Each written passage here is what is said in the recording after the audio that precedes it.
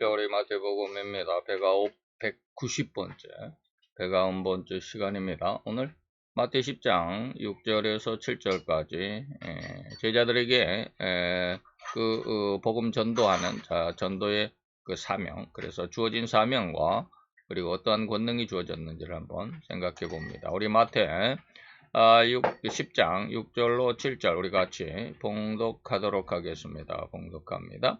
차라리 이스라엘 집에 잃어버린 양에게로 가라. 가면서 전파하여 말하되 천국이 가까웠다 하고. 아멘. 자, 오늘 이 말씀 속에서 우리가 벌써 마태복음 190번째 시간입니다. 자, 제자들에게, 오늘 우리 성도들에게 어떠한 사명이 주어졌는지 한번 살펴보도록 합니다. 자, 천국을 선포하고 천국을 증거하고 이 말이죠. 귀신을 쫓아낸다. 그리고 병든 자를 고쳐준다. 이거 참 세상을 살아가는데 가장 중요하죠.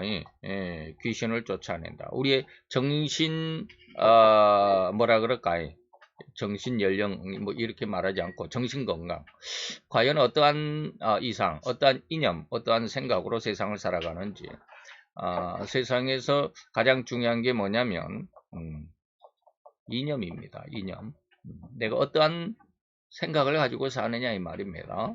그런데 그 생각이 오늘날 이렇게 세상을 보면 참 너무 안타까울 때가 너무 많아요.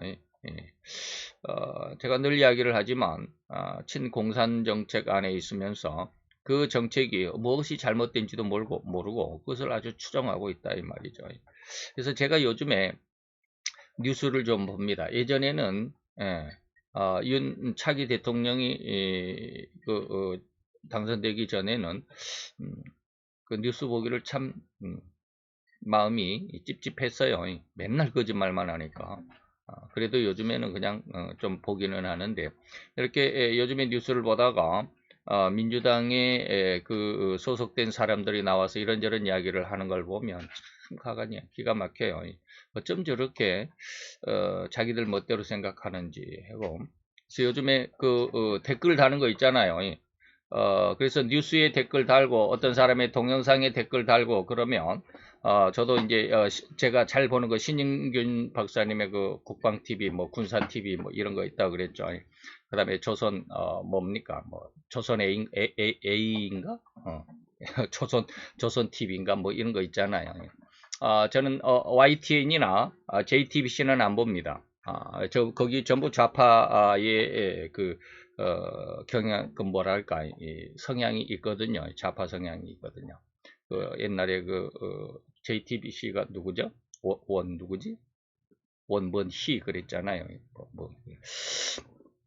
이런 사람들이 전부 좌파의 사상이기 때문에 보지는 않습니다. 그래서, 채널 A, 그 다음에 조선 TV인가, 이런 거 있잖아요. 이런 걸 보면서 댓글을 달면, 희한해요. 요즘 댓글 달면, 어느 날 갑자기 제 댓글에 하이라이트 댓글이라는 딱지가 딱 붙어요. 그 어떤 동영상에서 쉽게 말하면 댓글이 1등이라는 뜻이에요. 하이라이트 댓글이라는 말이 딱지가 붙으면 1등이라는 뜻이에요. 그 댓글 중에서 제일 댓글을 잘 썼다 이 말이에요. 댓글이 그런 거 많이 달려요. 요즘에 하나씩 하면 10개의 댓글을 쓰면 8개는 하이라이트 댓글이 달려요. 그래서 사람이 생각하는 게 어떤 하나의 뉴스의 어떤 챕터를 딱 보고 거기에 대해서 느낀 것을 적는데 수많은 댓글이 달리거든요. 아주 수천 개 달리죠. 그 중에 하이라이트 댓글이라고 딱지가 붙으면 그 수천 개 댓글 중에서 1등이라는 뜻 아니에요. 쉽게 말하면 동영상을 지금 어떤 뉴스 채널 A 그러면 채널 A에서 자기의 뉴스를 딱 내보냈는데 거기에서 댓글이 제일 마음에 들었다는 뜻 아니에요. 거기엔 제가 뭐라고 쓰냐면 요즘에 그런 걸 많이 써요. 어저께 댓글을 달았는데 한 2시간 있다가 하이라이트 댓글이라고 떴더라고요. 길이 없으면 만들어 가자. 이 말이 뭐예요? 우리나라 해병대의 저깁니까? 구혼지. 아니면 뭡니까? 공수부대의 길이, 표혼지 모르겠어요. 길이 없으면 만들어 가라. 내가 그 말을 가지고 댓글을 썼어요. 요즘에 우리나라에 너무 길이 없는 것 같다. 172석의 그 민주당이 자기 어떤 그 172석이라고 하는 어떤 강력한 쪽수 사람 수로 인해서 국회의원 수로 인해서 차기 정부의 발목을 잡겠다라고 그러면 야 발목을 잡으면 길이 없잖아. 어디 길이 없어요. 나갈 길이 없어요. 그러면 길을 만들어 가야 되지 않냐. 그 만드는 길이 뭐요? 대통령의 국회 해산권이야. 국회를 한번 해산을 딱 해놓으면 과연 지금 172석 대 103석의 그런 결과가 나올까? 윤석열 대통령, 차기 대통령이 뭐 딱 300석, 뭐 다른 것은 이제 뭐 한 20석 놔두더라도 280석 가지고 140석씩 나눠 가겠어요? 아니에요. 지금 이제 차기 여당이 아마 4석에서 5석은 우세할 겁니다. 더 많아질 거다 이 말. 왜? 지금 확률이 그러지 않아요. 확률이 윤석열 차기 대통령 당선의 확률이 47%, 48% 그리고 이재명 씨가 47점 몇 프로 해가지고 뭐 0.7%니 그거 가지고 난리법석이야. 0.7%니까 우리가 졌어도 진 게 아니다. 참 이런 이야기를 하니까. 자, 그래서 국회 해산해서 다시 국회의원 뽑으면 앞으로 2년 동안 속 썩는 것보다 국회의원에 총선을 실시하면 드는 그 돈의 값어치를 비용을 한번 철저히 좀 따져봐라. 그리고 좀 국회 해산 한번 하자. 이런 내용의 댓글을 달아요. 그러면 그게 하이라이트 댓글로 나와요. 제가 지금 무슨 이야기를 하냐면 귀신을 쫓아낸다라는 말을 가지고 지금 엉뚱한 이야기를 하는 것 같지만 바로 그거예요. 세상 사람들의 사상이 무엇인 줄 몰라요. 정신 건강이, 사상 건강이 무엇이 얼마나 중요한지, 무엇이 진짜인지를 몰라요. 그게 공산 정책인 것을 알면 그렇게 할까라고 할 정도로 참 답답해요. 이것이 뭡니까? 인간의 정신을 부여잡고 있는 공중권세를 잡고 있는 사단의 역사입니다. 이것이 뭐예요? 귀신을 쫓아낸다라고 하는 거. 그 사람의 정신을 올바로 세워줘야 한다라는 것. 이게 바로 오늘 전도자들의 사명입니다. 병든 자를 고쳐준 건 육신의 병. 참 답답해요. 저도 이제 하나님 앞에 그런 걸 느껴봐요. 근데 그런 어떤 권능은 아직은 없는 것 같아요. 제가 이제 암의 그 3.5기를 이겨냈잖아요. 이겨내는 건 물론 내가 이겨낸 건 아니에요. 하나님이 그렇게 하신 거예요. 그냥 내가 너를 지키고 내가 너를 인도하리라. 그래가지고 전혀 우리는 저는 암에 대해서 뭐 눈꽃만큼도 불안하거나 힘들다거나 아프다거나 뭐 그냥 아유 나 죽으면 어떻게 하지 뭐 이런 근심 걱정이 없어요. 지금 5년이 훨씬 지나서 5년 반이 지금 지나가는데 단 한 번도 불안해하거나 근심해 본 적이 없어요. 그러면 야 하나님이 암을 이기게 하셨으면 그 권능이 내게 있지 않을까라는 생각이 요즘 들어요. 그러면 나도 이제 그런 육신적인 어떤 질병을 가지고 있는 사람들을 위해서 기도하고 그들을 위해서 하나님 앞에 맡겨주면 그 병이 쉽게 말하면 흔히 말하면 신유의 은사라고 그러는데 그런 어떤 권능이 나타날 수도 있지 않을까라는 그런 생각을 해보는데 아직은 제가 확신을 못해요. 뭐 오늘 그런 거예요. 왜? 우리에게 하나님께서 무엇인가를 경험을 주시면 그것이 우리에게 능력이 되는 수가 많기 때문에 그래요. 어쨌든지 그렇습니다. 지금 시간이 많이 가는데 처음 첫 줄부터 쭉 넘어갑시다. 자, 이것이 바로 세 가지의 제자들에게 주신 권능이죠. 천국을 선포하라. 선포권입니다. 귀신을 쫓아내라. 이거는 영권입니다. 병든 자를 고쳐줘라. 이건 인간의 육체권입니다. 이것을 그들에게 다시 말해 제자들에게 주어진 사명이 중심이었습니다. 이 사명은 인간들이 내세우고 있는 축기술, 귀신을 쫓아낸다 그러니까 뭐 내가 예수의 이름으로 명하노니 귀신아 물러가라 뭐 이런 거 우리나라에 뭡니까 김기동 씨인가 김기동 이제 목사의 제명이 됐으니까 김기동 씨의 제가 이야기했는데 이름도 잊어버렸네. 뭐라고 그러지 이게? 베레아 신학. 이런 거하고는 다르죠. 이건 축기술, 베리아가 바로 축기술인데, 귀신을 쫓아내는 기술인데, 이거는, 성경적이지 않습니다. 성경에 어디에서 귀신 들렸다 그래가지고 막 욕을 하면서, 아주 뭐 별 쌍스러운 욕을 하면서 내게서 나가라고 막, 감기 귀신아 물러가라고 막 욕을 하면은 감기 귀신이 나에게서 탁 떨어진대요. 그러면 예수 이름을 명하노니 떠나라 그러면은 팍 떠난대나 어쩐대나 뭐 이런 이야기를 들은 적이 있어요. 그건 성경적이지 않아요. 그래서 이런 축기술이나 또는 기적을 행하여서 명예를 얻고자 하는 그런 욕심적인 것이 아닌 것입니다. 이것은 어디까지나 인간들의 육신적인 것, 육신의 질병 뭐 이런 거, 고통, 그리고 영적인 것, 이 정신세계까지 말이죠. 모든 것을 주장하는 권세다 이 말입니다. 곧 1절의 내용이 그대로 적용되는 권세인데, 첫째는 더러운 귀신을 제압하고 쫓아내는 영권, 둘째는 인간의 모든 연약과 질병을 고치며 다스리는 육체권, 그리고 7절에서 오늘 본문 7절에서 보니까 주님의 이러한 복음을 온 세상에 세상에 그래야 되는데 세상은 세상에 전파하도록 하는 전도권, 설포권 또는 전파권이라고 할 수 있습니다. 자, 이런데 이것을 저는 곧 3대 권능이라고 할 수 그렇게 이름을 부릅니다. 이것이 바로 주님께서 우리 성도들에게 주시고자 하셨던 권능입니다. 여러분들 잘 한번 이 말씀을 믿고 기도를 많이 해보세요. 물론 저도 엄청 많이 기도했지만 아직까지 완전히 얻지를 못했지만 하나님은 언젠가는 주실 겁니다. 끝까지 견디고 인내해라. 이런 거예요.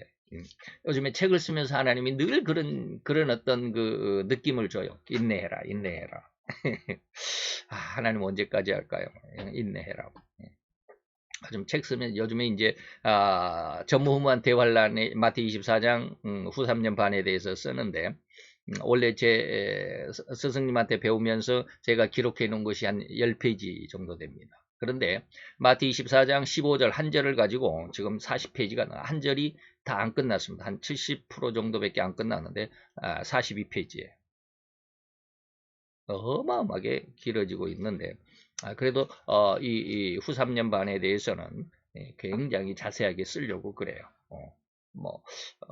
전체적으로 한 10페이지 정도밖에 안 되는 것이 한 400페이지 정도 늘어가지 않을까라고 하는 예상을 해보는데 마지막 시대에 이런 것들이 굉장히 중요합니다.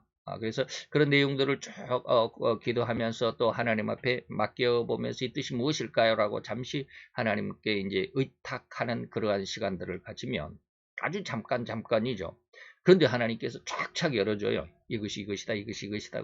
쫙 그 내용들을 이렇게 A다라고 하시면 그 A에 대해서 기록하고 있다고 보면 B라는 것이 자연스럽게 또 연결이 돼요. 이게 안 될 때는요, 한 줄을 못 써요. 원고지 한 줄을 못 써요. 안 나가요. 그냥 머리가 멍 해가지고 그냥 딱 멈춰가지고 도대체 아무 생각이 안 나요.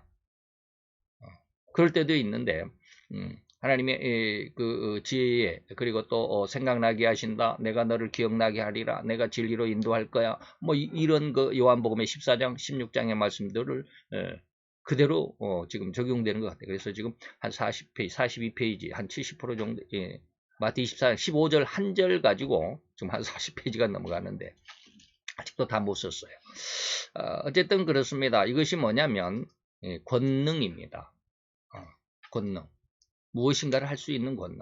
이 권능이 곧 온 세상을, 온 천지와 우주와 만물을 정복한다, 다스린다 라는 이런 권능이거든요. 그 태초에 하나님께서 온 세상을 만드시고 그 온 세상을 다스리고 정복하고 그리고 관리 책임자로서 인간을 만드셨던 것이 아니겠습니까? 그래서 마태 1장 27, 마태가 아니죠. 창세기 1장 27, 8절에 보니까 처음 인간에게 주신 하나님의 3대 권능입니다. 생육하고 번성하여 땅에 충만해라. 그 다음에 땅을 정복해라. 그리고 바다의 고기와 공중의 새와 땅에 움직이는 모든 생물을 다스려라 라고 하는 것이죠. 우선 저는 이 세 가지를 영권, 육체권, 선포권 이 세 가지의 권능을 3대 권능이라고 부르고 있습니다. 그런데 이 3대 권능이 구약시대에도 구약시대 다시 말하면 처음 세상 에덴에서부터 있었다라고 하는 것이죠. 왜 그거 바로 지금 얘기 말씀드리는 겁니다.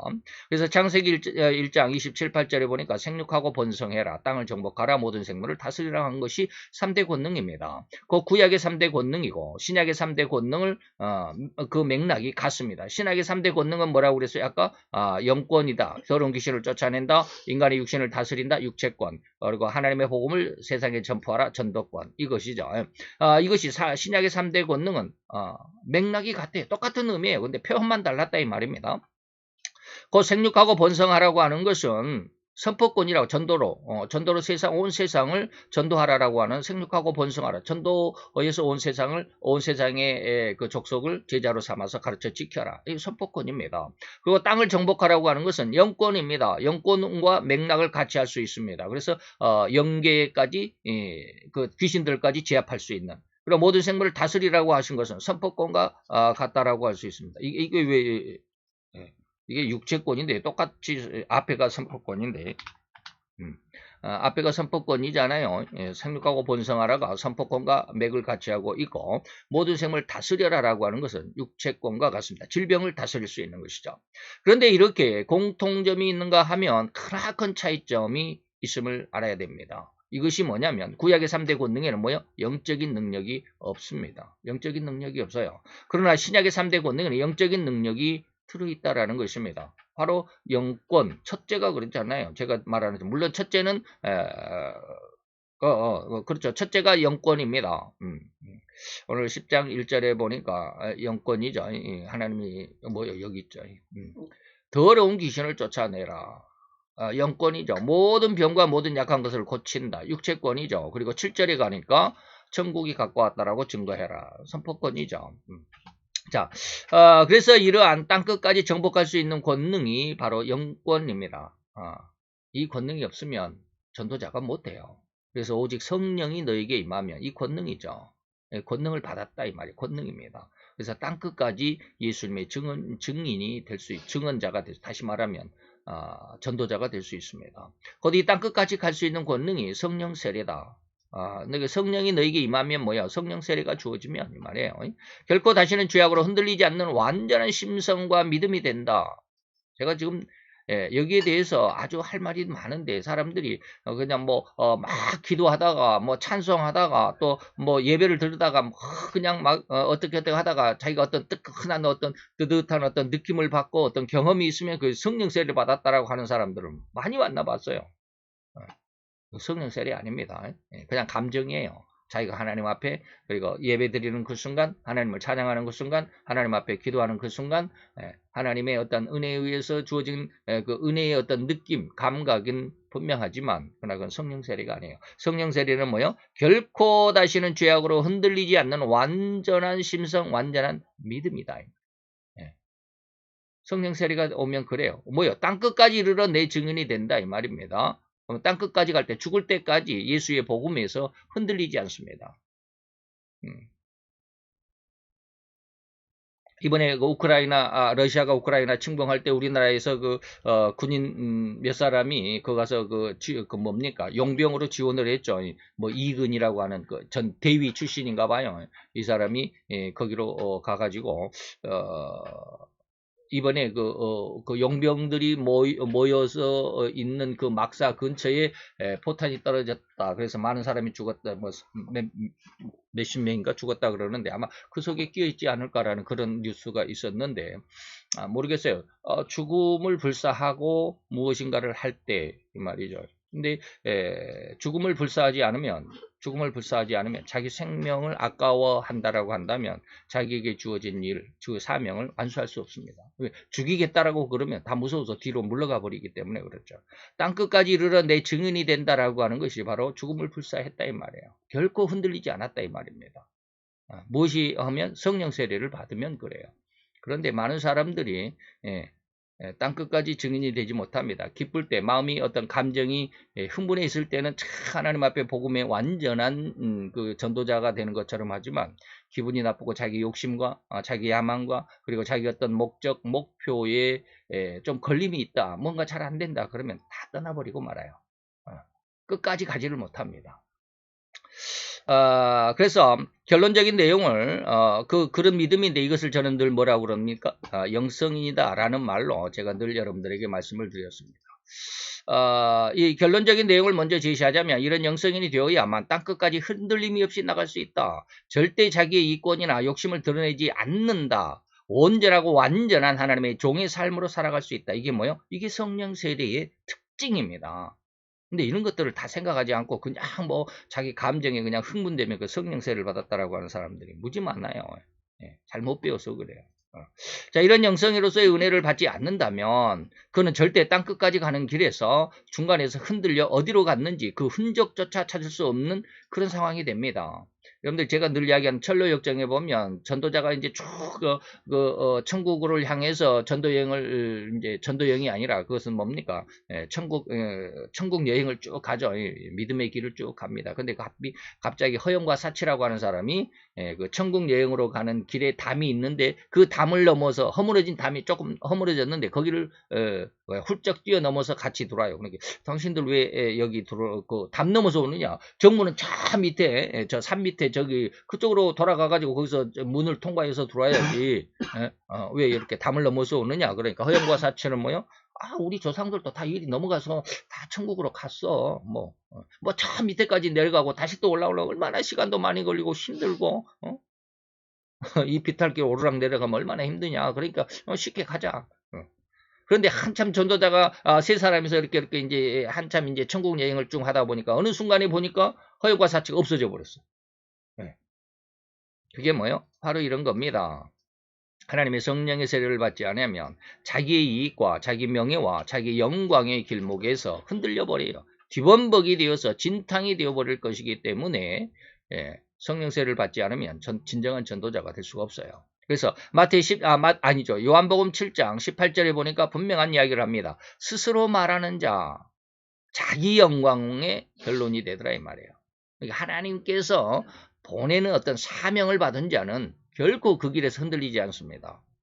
보내신 이의 영광을 구하는 자, 다시 말하면 목사가 하나님께서 이 목사를 진정으로 성령으로 세웠다고 한다면 그 목사는 결코 복음에서 흔들리지 않습니다.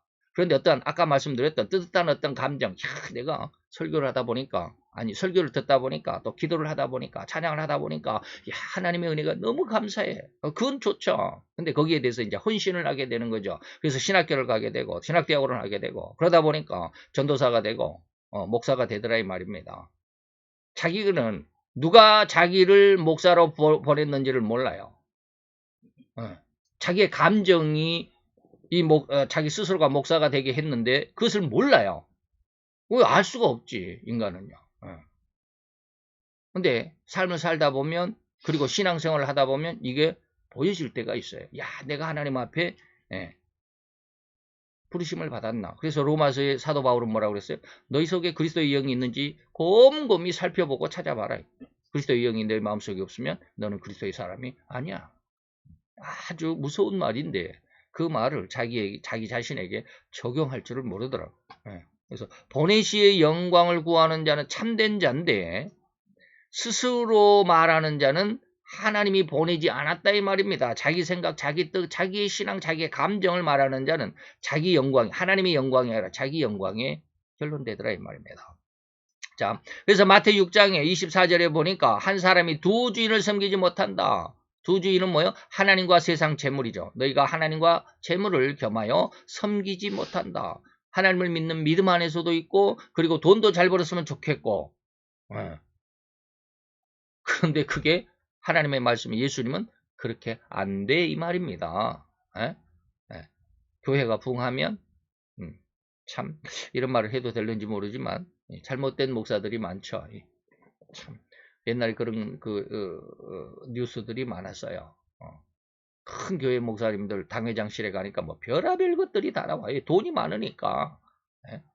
북한 돈을 김일성이 배지를 갖다가 그 금고 속에 넣어놓지라는. 그 어떻게 그 김일성이 배지를 그렇게 샀는지. 중국 여행 갔다 와가지고 그렇게 김일성이 배지도 금 배지도 그냥 막 사다가 왜 그런 걸 사는지 모르겠어요. 그 큰 교회 목사들 그 당회장실에 가면 큰 금고가 있는데 한 번씩 열어볼 필요가 있어요. 달러들이 얼마나 많은지 말이죠. 참 이런 말 해서 되는지 모르겠죠. 그래요. 하나님과 재물은 겸하여 섬길 수가 없다 이 말입니다. 왜? 재물은요 하나님과 정반대입니다. 하나님은 영적인 것이지만 재물은 뭐요? 영적인 것이 아닙니다. 물질입니다. 그렇기 때문에 동일시가 안 되고 함께가 안 돼요. 자, 오늘 왜 이렇게 흥분을 하는지 모르겠네요. 지금 후 3년반에서 대환란의 7년 후 전무후무한 대환란에 대해서 지금 한 이틀 정도 지금 정리를 해 나가는데 한 40페이지 지금 나갔다고 그랬죠. 그냥 마음이 답답해요. 세상이 이럴까라고 하는데 여러분들이 세상을 볼 수 있는 눈이 있었으면 좋겠어요. 자, 곧 이렇게 영성인으로서 성장해야만이 주님이 주신 이 사명을 충분하게 그리고 완수할 수 있다라고 하는 것입니다. 그러면 왜 영성인이 되지 못하면 이런 주님의 사명을 완수할 수 없을까요? 없습니다. 왜요? 인간의 죄성 때문에 그렇습니다. 성령 세례는 곧 뭐요? 우리에게 완전하게 죄로부터 해결되는 그런 은혜다 이 말입니다. 우리 속에 죄가 남아있지를 않는다 이 말입니다. 청결하고 거룩하게 된다. 이게 성령 세례입니다. 그래서 땅끝까지 갈 수 있어요. 그런데 성령 세례를 받지 않으면 영성인이 되지 않으면 가다가 자기 욕심과 야망이 생기더라 이 말입니다. 이게 뭐요? 죄성입니다. 자기 욕심대로 자기 생각대로 이리저리 가더라 이 말이죠. 과연 신자에게 이미 예수님의 십자가 안에서 예수 그리스도의 그 십자가 안에서 처음 신앙이 될 때 함께 십자가 안에 죽임을 당한 신자에게 남은 죄가 있나? 나 예수 믿을 때 예수 십자가 앞에서 나 죄를 다 회개했는데 내가 뭔 죄가 남아있나? 이 말이죠. 늘 드리는 바입니다. 신자가 구원을 얻을 기회는 뭐요? 바로 예수 그리스도의 십자가의 대속의 은혜로만 우리가 구원을 얻습니다. 그런데 예수님의 십자가 안에서 얻은 그 죄를 회개해야 한 그 결과는 단지 구원의 약속일 뿐입니다. 청결함과는 상관이 없어요. 구원과만 상관이 있습니다. 달리 말하면 그것은 쉽게 말하자면 과거의 죄를 회개하고 용서를 받았다, 구원됐다라는 것입니다. 청결함이 아니에요. 그렇다면 당신 백목사의 말대로라면 예수 십자가의 대속의 은혜로 죄를 용서받은 것 외에 또 다른 죄가 있다는 말인가? 라고 반문하실 것입니다. 있습니다. 그렇습니다. 다른 죄가 있습니다. 이것을 우리는 뭐라고 그래요? 죄성. 다시 말해 죄성이란 말은 뭐예요? 죄를 지을 성질. 그래서 죄성이라고 부릅니다. 즉 예수님의 십자가의 은혜로는 과거의 죄만 해결되었을 뿐 인간의 심성 중심을 차지하고 있는 그 죄성을 건드리지 못합니다. 죄성을 해결해야 우리가 거룩하게 됩니다. 근데 죄성을 건드리지 않습니다. 십자가의 은혜는 구원만 관계될 뿐이지 죄성과는 상관이 없습니다. 아니 그러면 죄가 남아있는데 어떻게 구원을 받습니까? 일단 알아봐야 되죠. 자, 하나님 아버지는 이런 인간 심성 중심을 차지하고 있는 죄성을 해결하는 데는 절대로 성령 하나님, 다시 말하면 보혜사 성령님의 3대 사역으로 말미암아 처리하시고자 하나님이 그렇게 계획하셨다. 그래서 예수님도 내가 승천에 가야만 너희에게 보혜사가 올 것이고 그 보혜사가 와야만 너희에게 큰 유익이다라고 알려주셨습니다. 이게 요한복음 16장 7절로 9절입니다. 내가 떠나가는 것이 너희에게 유익이야. 내가 가지 아니하면 보혜사가 너희에게로 오지 않을 것이니까 성령이 너희에게 오지 않으면 임하지 않으면 너희들에게는 유익이 없다 이런 뜻이잖아요. 내가 천국으로 다시 나 있었던 아버지 옆으로 승천하에 올라가야만 내가 그를 너희에게 보내줄 거야. 그러면 그 성령이 와서 보혜사가 와서 너희를 죄에 대해서 의에 대해서 심판에 대해서 세상을 책망하시리라. 근데 제가 여기서 죄에 대해서만 지금 볼드 강조를 해놨습니다. 의에 대해서 심판에 대해서는 여기서 말씀을 안 드릴 거기 때문에 강조는 안 해놨습니다. 근데 죄에 대하여라 하면 저희가 나를 믿지 아니했다. 기가 막히죠. 예수 십자가의 대속의 은혜를 받아 구원을 얻은 자인데도 불구하고 예수를 믿지 않았다라고 이렇게 말합니다. 굉장히 아이러니한 그런 내용이에요. 그런데 이게 사실입니다. 자, 호세아서 4장 6절에 보니까 내 백성이 무엇이 없어 망한다? 지식이 없어 망. 이런 어떤 하나님의 은혜에 대한 정확한 지식이 없어요. 성경적인 은혜가 없어요. 우리는 진실로 정확하게 가장 올바르게 성경의 진의, 하나님의 진의를 알지 못하면 절대로 안 됩니다. 주님의 의도를 정확하게 알려면 참으로 성경을 더 많이 읽어야만 합니다. 왜 이런 말을 하느냐면 오늘 제가 하는 말이 조금 이상하게 들린다고 느끼시는 분들이 있을 것입니다. 그러나 한번 잘 들어봅시다. 과연 예수님의 십자가의 대속으로 신자의 모든 죄가 해결되고 정결케 되었다고 한다면 왜 예수님이 가야만 했나? 그리고 보혜사를 보내신다고 하셨을까 이 말이에요. 예수님 다시 보혜사를 안 보내도 되죠. 예수님이 모든 죄를 다 해결하고 완성시켜 버렸으면 예수님이 승천해 가시면 그게 뭐 아무 일이 없어도 되잖아요. 그리고 이 보혜사가 오셔서 성도들의 죄를 책망하신다고 하셨겠는가 이 말입니다. 왜 그런 말을 하셨을까 이 말이에요. 그 책망하실 죄란 보혜사가 죄를 책망하신다 그랬는데 도대체 이것이 무슨 뜻일까 이 말입니다. 곧 예수님 다음에 오시는 보혜사 성령님은 인간의 그리고 과거의 죄가 아닌 미래의 죄, 우리가 살아가면서 지을 죄 이 말이죠. 곧 죄 지을 성질은 신자들에게 그대로 남아있기 때문에 이 죄 지을 성질인 죄성을 보혜사께서 해결하시고자 이 죄성을 책망하시고자 한다라는 의미입니다. 이 책망으로 이 책망을 받아야만 인간은 과거의 죄와 미래의 죄까지를 다 용서받을 수 있다는 의미고 바로 이 은혜, 곧 보혜사 유래의 성령님의 책망하신 세 가지를 다 책망을 받으셨다면 그는 완전한 영적인 존재가 될 것입니다. 가장 정결한 사람, 제가 말하는 영성인이 될 수 있다 이 말입니다.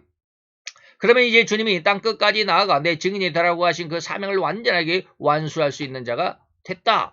그리고 그렇게 할 것이다 이 말입니다. 다 됐네요. 예. 자, 그래서 바울이라고 하면 사도 중에서 가장 많은 기적을 행한 사도인데 고린도전서 1장 18절에서 23절까지 내용에 보면 유대인은 기적을 구하고 헬라인은 지혜를 구한다마는 나 바울은 십자가에 못 박히신 예수 그리스도를 전한다라고만 했습니다. 우리 성도들도 그러죠. 기적을 좀 봤으면 좋겠다라는 그런 어떠한 은근한 마음이 성도들의 마음에 전체가 다 있습니다. 마치 유대인들과 똑같죠. 유대인은 뭐요? 기적을 구한다라고 하는 것이죠. 자, 봅시다. 고린도전서 1장 18절 그리고 22, 3절 십자가의 도가 멸망하는 자들에게 밀어난 것이고 구원 얻는 우리에게는 하나님의 능력이 되는데 22절에 유대인은 기적을 구한다. 뭔가가 좀 있었으면 좋겠다 이 말이에요. 뭔가 좀 느끼는 것이 있었으면 좋겠다. 헬라인은 지혜를 찾는다. 헬라인은 참 어떤 지식적인 것을 굉장히 중요시 여기죠. 그래서 지금 그 헬라인들의 그 지혜의 보고라고 하면 우리가 지금도 로마 신화를 보는데 이게 로마 신화의 요즘에 책들도 많죠. 로마 신화 책들이 많아. 제우스니 무슨 이런 거 있잖아요. 뭐 아테네니 아테네가 아니라 있지. 저는 로마 신화를 잘 안 읽어봐가지고 로마의 신들을 몰라요. 근데 그런 걸 보면 정말 지혜롭잖아요. 그런 것이 뭐예요? 이런 것입니다. 그리고 우리는 십자가에 못 박힌 그 단순한 예수를 전한다 이 말입니다. 자, 이런 면에서 본다면 귀신을 쫓아내는 축기술이나 병을 고치는 치유의 능력 등은 천국을 전파하는 데 절대적인 것으로는 여기지 않았다라고 바울의 어떤 견해 속에 신앙 속에 우리가 있다고 하는 것을 발견할 수가 있죠. 그런가 하면 예수님도 요한복음 6장에서 오병이의 기적을 행하시고 나서 뚜렷한 기적을 행하시지 않았다는 것을 볼 수 있습니다. 오병이의 기적 이후에는 예수님께서 거의 기적이 없었습니다. 이후에는 말고의 귀를 이렇게 만져가지고 베드로가 말고의 귀를 이렇게 잘라버리니까 그걸 다시 붙여주기는 했지만 뚜렷한 어떤 기적들을 행하지 않았습니다. 왜요? 복음 전도에는 기적을 나타내는 게 물론 사도행전에 보면 큰 기적과 능력으로서 복음을 강력하게 증거했다라는 말씀이 나오기는 합니다. 그러나 사도 바울이나 예수님은 이런 어떤 전도 사역의 핵심이 예수 그리스도의 복음이지 이런 어떤 능력이나 기적이 아니었다라고 하는 것을 알 수 있게 한다 이 말입니다. 그런 거로 많이 따르던 사람들이 각기 다 제 갈 길로 가버렸다. 오병이의 기적을 나타내고 6장에서 오병이의 기적을 나타내고는 그 다음에 어떤 기적이 없으니까 어저께처럼 물고기 5마리 보리떡 5마리 물고기 2마리 오병, 이걸 가지고 한 5,000명이, 여자와 그 다음에 노인과 아이들과 하면 한 2만 명 정도 된다고 그러는데, 한 2만 명 정도가 도시락 한 개로, 먹고 남았으면 좋겠다. 그런 어떤 기적이 날마다 베풀어졌으면 좋겠는데, 안 그렇다, 이 말이죠. 안 그래요. 그래서, 그런 기적이 없었으니까 그 다음날에도 예수님이 와가지고 그런 기적을 은근히 바랬는데 그런 기적이 없고 그냥 하나님이 보내신 자 나를 잘 믿어라. 그것이 하나님의 일을 하는 거야.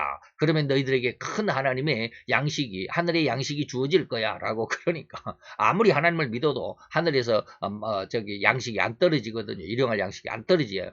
그러다 보니까 뭐 했어요? 그런 거로 많이 따르던 그 사람들이 각기 다 제 길로 가버렸더라 이 말입니다. 이것이 바로 요한복음 6장의 기록입니다. 그래서 제자들에게도 너희도 나를 떠나서 다 갈 거야? 라고 물으니까 제자 베드로가 대답해 주여 생명의 말씀이 여기 있사온데 우리가 어디로 가겠습니까? 라고 대답했습니다.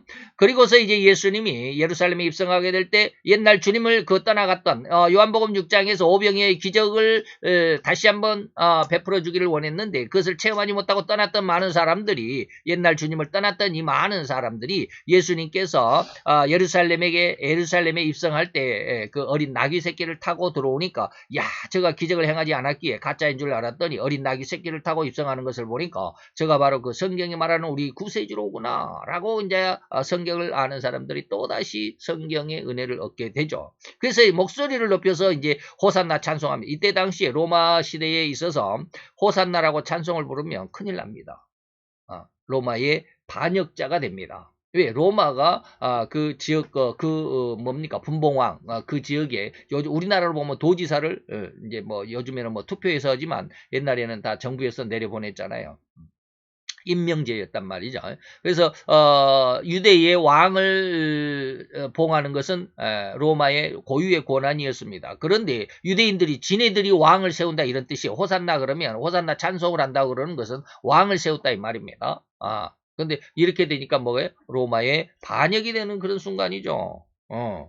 그러면 반역이 되면 어떻게? 로마에 붙잡혀 가서 곤혹을 치르고 죽을 수도 있어요. 사형을 당할 수도 있어요. 그런데 그런 것이 두렵지 않더라 이 말입니다. 예수님이 어린 나귀 새끼를 타고 들어오니까 나귀의 새끼를 타고 예루살렘에 입성하는 걸 보니까 진짜 성경이 그렇구나. 스가랴서에 보면 어린 나귀를 타고 그리스도가 들어올 거야 라고 이런 말씀이 있기 때문에 그 말씀을 기억했던 유대인들이 그래서 죽기를 각오하고 호산나 찬송을 불렀습니다. 그런데 그래도 일주일 동안 예수님이 기적을 행하지 않았어요. 그리고 나서 무기력하게 금요일날 이제 잡혀갔습니다. 그래서 거의 온 유대인 무리가 실망했습니다. 일주일 동안 아무런 기적을 안 나타내니까 우리가 저를 믿는 것이 잘못되었구나 라고 자기의 믿음을 예수에 대한 믿음을 철회하기 시작하죠. 그 예수를 십자가에 못 박으라고 우리를 속였다. 어린 나귀 새끼를 타고 와서 우리를 아주 감쪽같이 잘도 속였다 하고 예수를 그냥 십자가에 못 박으라고 소리소리 지르게 되었던 인간의 이 모습들을 볼 수 있습니다. 이게 누구예요? 믿음을 가진 자들이, 믿는 자들이, 믿는다고 하는 자들이 이렇더라 이 말입니다. 자기들이 진정한 진리를 깨닫지 못한 것을 탓하지는 않고 오히려 자기들의 야심에 순응해주지 않았던 그리스도에 대해서 자기들의 욕심을 채워주지 않았다고 그래서 자기들의 조건을 들어주지 않았다고 그래서 자기들의 만족을 채워주지 않는다고 해서 그들은 그렇게 또다시 목이 터지도록 예수를 십자가에 못 박으라고 핍박하게 된 것입니다. 이렇듯 기적이나 이적 등을 보고 따르던 이 사람들은 그 결과가 이렇게 엄청나게 되어갈 뿐입니다. 그러나 진리를 보고 따르던 12사도는 끝까지 유정의 미를 거두게 되었습니다. 생명의 말씀이 여기 있사온데 우리가 어디로 가오리까? 그러므로 천국 복음을 전하기 위해 하나의 도구, 매체로 기적을 행할 수 있게 그리고 인간에게 있어서 불가능한 영계도 주장할 수 있는 권세를 주셨다라고 하는 것을 우리가 알아야 됩니다. 그래서 하나님께서 우리에게 주시는 이런 권능은 뭐다? 우리에게 이 권능을 행해 가지고 막 내가 이런 능력도 있으니까 너희들 나를 따라야 돼. 내가 최고잖아. 나를 따르지 않으면 너희들이 다 저주를 받아. 이렇게 말하는 사람들 곤란하다. 영권 이것은 축기술이 아니다. 귀신을 쫓아내는 그런 능력이 아니에요. 잘 한번 복음의 어떤 진수를 여러분들이 잘 이해를 하시고 그 은혜의 말씀 속에서 우리의 신앙의 뿌리를 잘 내릴 수 있기를 축원해 드립니다. 기도합시다. 할렐루야 주님, 오늘도 여호와의 은혜와 그 영광과 능력 속에 감사와 찬양과 영광을 돌려드리나이다. 오늘도 우리들의 심령들마다 하나님의 복음에 대한 하나님의 진리에 대한 하나님의 진의가 무엇인지를 깨닫는 귀한 은혜의 역사가 더 풍성하여지게 되기를 원합니다. 예수님께서 복음전도를 위해서 세상에 파송 보내실 때 과연 무엇을 원하셨는지, 무엇을 명령하셨는지, 무엇을 요구하셨는지 능히 깨달을 수 있는 지혜와 총기와 총명이 있게 하여 주옵소서. 그 안에서 하나님의 영광을 드러낼 수 있는 귀한 믿음의 자녀들이 되게 하여 주옵소서. 예수 그리스도 이름으로 감사와 기도드려 싸움나이다. 아멘.